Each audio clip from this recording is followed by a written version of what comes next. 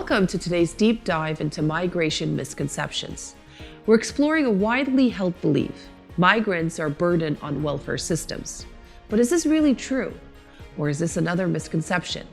My name is Shabnam Akrami, and this is News in 5. Let's break it down and see what the data really shows. The narrative that migrants burden welfare system is persuasive, but it's crucial to examine whether this perception aligns with reality. When we look at the bigger picture, we often find that the perception of migrants as a burden often rooted in misunderstanding and selective use of data, rather than an accurate reflection of a broader economic impact of migration.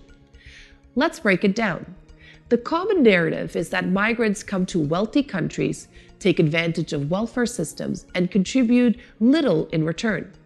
However, I would argue and emphasize that this view fails to account for the full picture. When we analyze data comprehensively, it becomes clear that migrants often contribute more to the economy and public services than they consume. Take tax contribution, for example. Migrants, particularly those who are employed, pay taxes just like everyone else. Over their lifetime, many end up contributing more in taxes than they receive in benefits. In fact, younger working-age migrants often help sustain welfare systems by adding to the labor force and offsetting the effects of the aging population. This tax revenue is essential for funding public services, and in many cases, migrants are net contributors. They help support pension systems, healthcare, and education by broadening the tax base. It's also important to view migrants' impact over the long term. Short-term data might suggest that during economic downturns, migrants could strain welfare systems due to the higher unemployment rates among new arrivals. However, when you look at the data over decades, it tells a different story. Migrants typically integrate into the workforce, start businesses, and contribute significantly to the economic growth. In practice, the idea that migrants are a burden on welfare system doesn't hold up when you consider real-world examples. Studies from various countries like UK, Germany, and the United States consistently show that migrants contribute more in taxes than they receive in welfare benefits. They often fill labor shortages in key sectors like healthcare, agricultural, and technology, which drives economic productivity and innovation. In other words, the economic impact of migration can vary depending on the country and the context, but broad generalization about migrants' burden welfare system are often misleading. It's crucial to analyze the data accurately and contextually to understand the true impact of migration. The debate over whether migrants are a burden on welfare system often hinges on how we choose to measure their impact. A static approach typically provides a snapshot, often highlighting immediate cost without considering long-term benefits.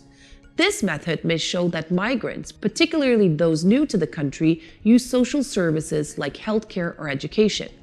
However, this view is inherently limited because it fails to account for the evolving contribution migrants make over time. In contrast, a dynamic approach offers a more comprehensive and accurate picture. It considers the long-term economic integration of migrants, including their progression into the labor market, their contribution to tax revenue, and their eventual lower reliance on welfare benefits. This approach reveals that while initial costs might be higher as migrants settle, learn the language, and find employment, their long-term contributions often far exceed those early investments. For example, data from several European countries indicate that migrants' net fiscal impact improves significantly over time.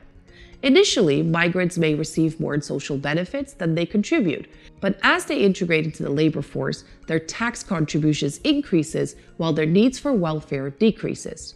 The long-term perspective highlights how migrants eventually become net contributors to the economy.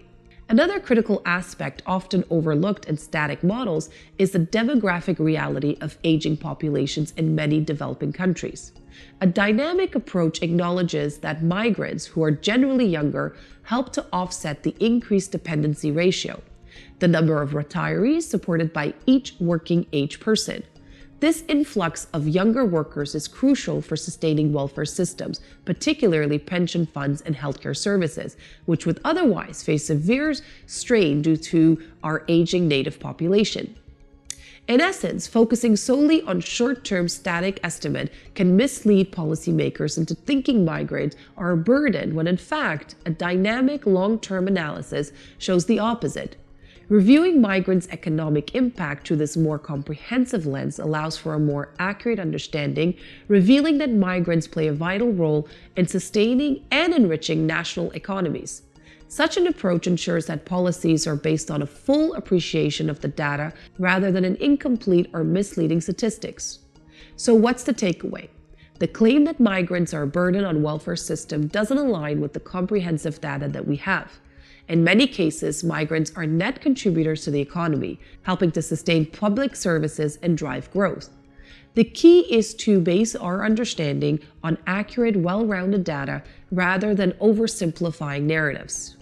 Myths about migration often arise from incomplete or selective information. By grounding our discussions in thorough and accurate data, we can create policies that truly reflect the dynamics of migration. Thank you for joining today. My name is Shabnam Akrami, and this is News in 5. Until next time.